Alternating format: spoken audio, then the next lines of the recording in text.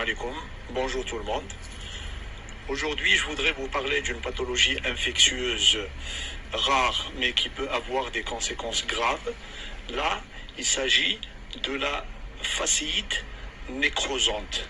La fasciite nécrosante, souvent de la jambe, due parfois à un traumatisme négligé, suivi d'une infection. Puis, vous allez avoir des cellulites, une nécrose plus ou moins profonde, et parfois des collections purulentes.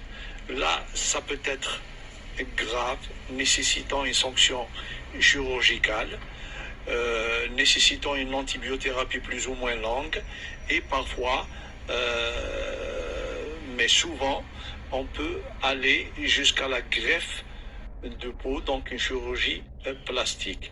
Elle est due souvent au streptocoque bêta-hémolytique du groupe A, mais qui peut être due aussi à l'acinetobactère quand elle est post-traumatique, souvent un traumatisme négligé, et qui peut donc donner des conséquences graves. Vous allez voir à travers ces photos le cas de deux patients, l'un âgé de 16 ans, victime d'un petit traumatisme au cours du football.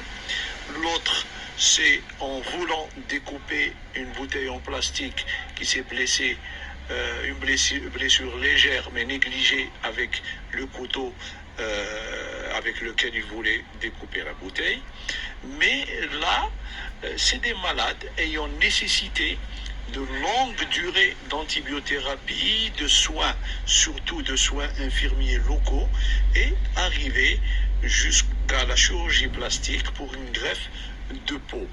Voilà, c'est un résumé juste du cas de cette pathologie qui est rare. Aux États-Unis, on parle de 1000 cas par an à travers tout leur territoire.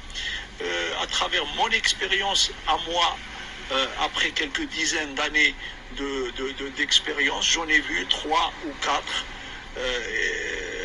avec un suivi long. Mais il faut savoir que des cas comme ça peuvent s'aggraver, peuvent donner donc une septicémie, un choc septique, des insuffisances rénales, mais un traitement précoce peut être sanctionné d'une bonne évolution.